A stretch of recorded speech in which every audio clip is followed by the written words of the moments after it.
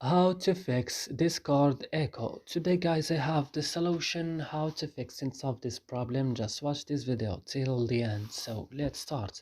So first you have to go and open the settings of your phone. After this you will find apps option, and here you will find all the applications that you have on your phone.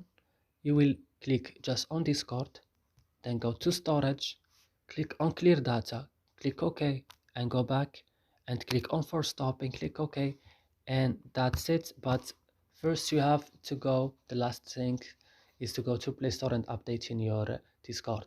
And that's it. I hope this video is helpful for you. Do not forget to like and subscribe in our channel. See you in another video.